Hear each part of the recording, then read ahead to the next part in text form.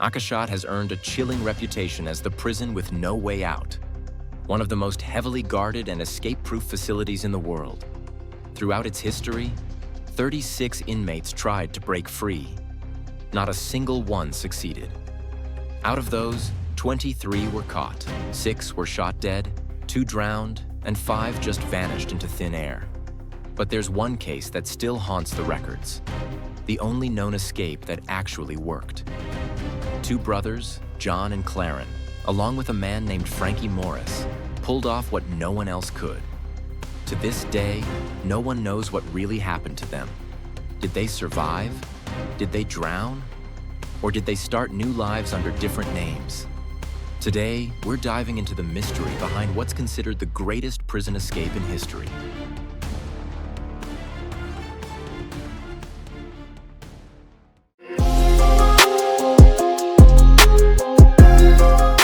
So, why was Akashat known as the scariest prison on Earth?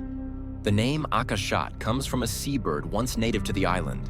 But in 1934, the US government turned this isolated rock into a high-security federal prison, built to house the nation's most dangerous criminals, mob bosses, cold-blooded killers, and notorious bank robbers. Located just over a mile off the coast of San Francisco and within sight of the Golden Gate Bridge, Akashat was surrounded by freezing waters, deadly currents, and even great white sharks. There were no fences, no walls. The ocean was the ultimate barrier. But prison officials didn't stop there. They let inmates shower in hot water every day, not out of kindness, but to make their bodies so used to warmth that the icy waters would be unbearable if they ever tried to escape. Some prisoners who made the attempt had to swim back, unable to survive the 4 degrees Celsius, 39 degrees Fahrenheit waters. Others simply vanished. Despite the island's harsh conditions, no natural soil, barely any trees, constant fog, and treacherous tides, some criminals actually wanted to be sent there, hoping to boost their reputation inside the underworld. Akashat had no need for high walls. It was a fortress of rock, cold, and fear. A place with one way in and no way out.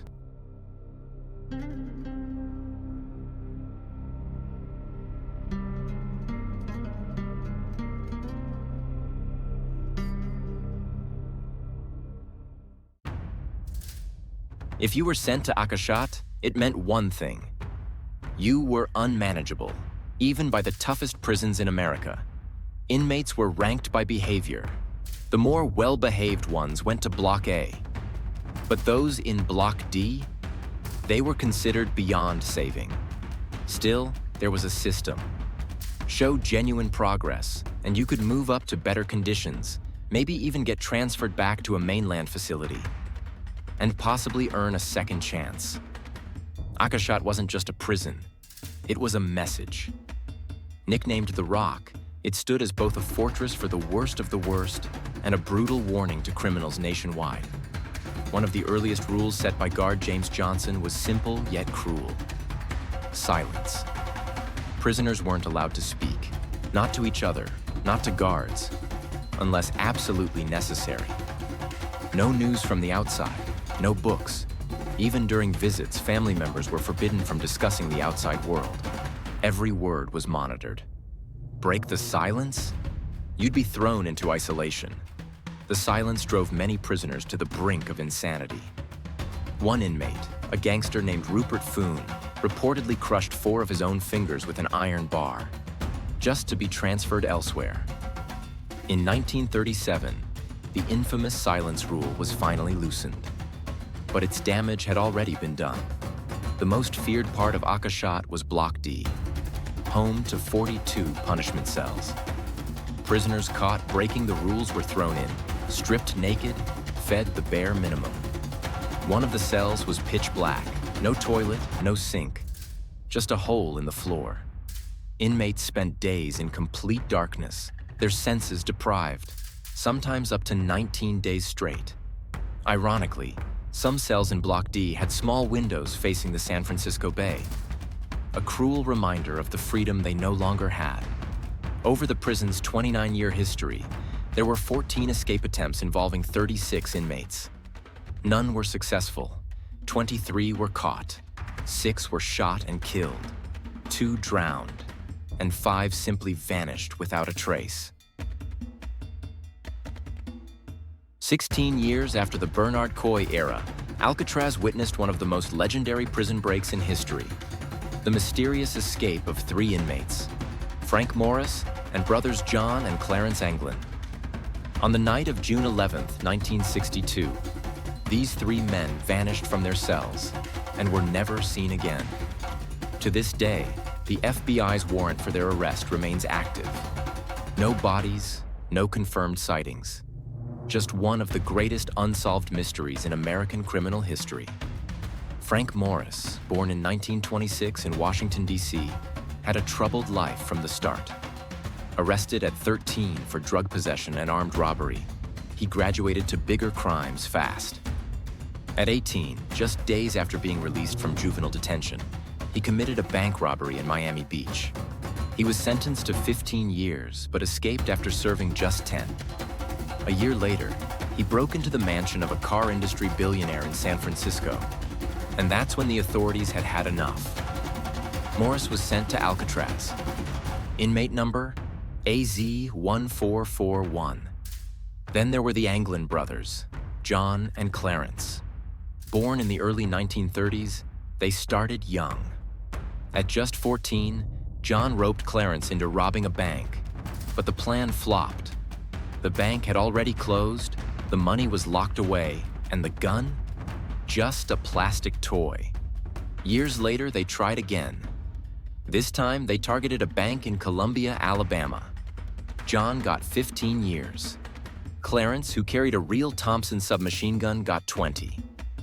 Eventually, both were transferred to Alcatraz, becoming AZ-1476 and AZ-1485. But there was one more key player in this story: Allen West. Born in 1929, West was doing time for auto theft. He'd escaped once from a Florida prison, briefly, before getting caught and sent to Alcatraz as inmate AZ-1335. West became the inside man in the escape plan. He worked closely with Morris and the Anglin brothers, and their adjacent cells made it possible to communicate and coordinate, in secret, over many months. But when the night came, something went wrong. West couldn't make it out. The others left him behind. Ironically, even after missing out on the big escape, West was later arrested nearly 20 more times for theft and burglary.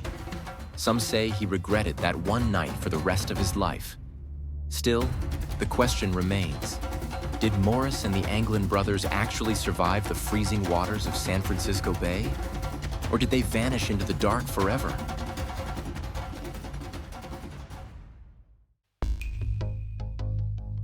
The Alcatraz escape remains one of the most fascinating unsolved cases in modern American history. Despite countless leads, tips, and theories, the mystery only deepened over time. Did they drown in the freezing Pacific that night in 1962? Or did they live out the rest of their lives in secrecy, watching from afar as the world tried and failed to catch them? Whatever the truth may be, one thing is certain: they turned the most secure prison in America into the stage of a legend, and they left behind a puzzle that's still unsolved, over 60 years later.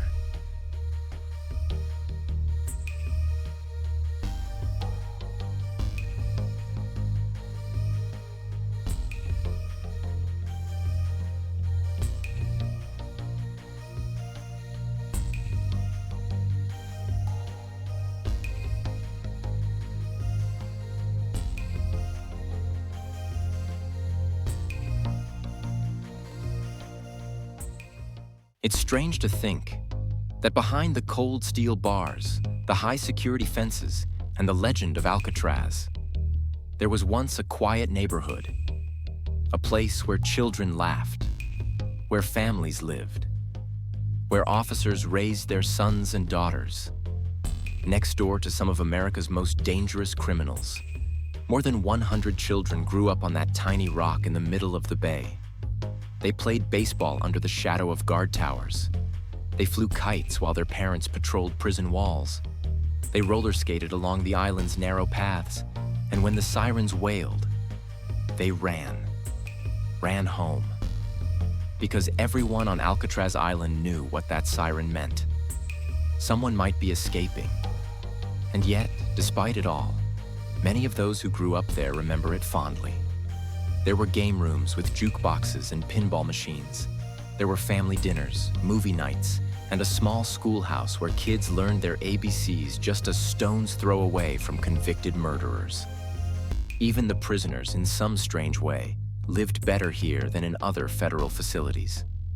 Hot showers, not for comfort, but to keep them from adjusting to the freezing bay waters should they ever try to escape.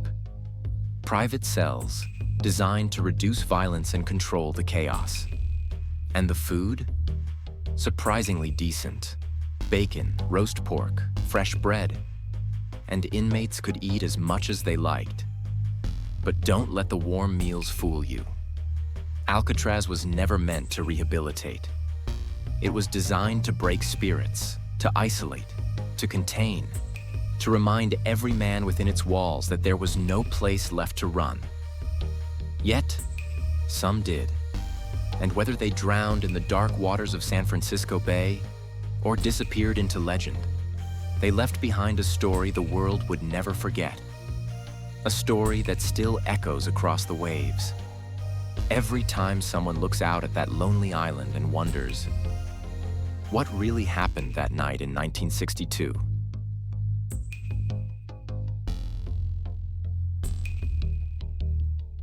And then, it all came to an end.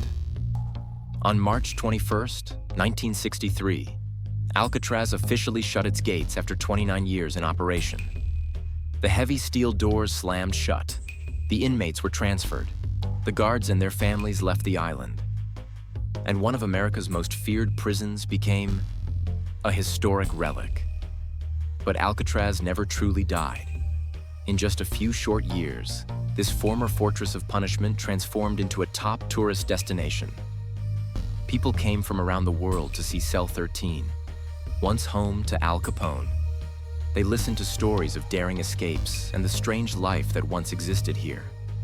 A place where prisoners grew vegetables, played chess, and gardened alongside the guards. Today, Alcatraz welcomes over 1 million visitors a year. They come not just for the stunning views of San Francisco Bay, but to feel something intangible. Maybe it's the echo of loneliness in those cold, concrete walls. Maybe it's the memory of the broken lives once locked behind bars. Or maybe it's the whisper of 3 men who escaped in 1962 and were never found. Because Alcatraz isn't just a prison, it's a symbol, a mystery, a haunting reminder of a question that remains unanswered. Did anyone ever truly escape from Alcatraz? Or has Alcatraz kept them here all along, just in a different way?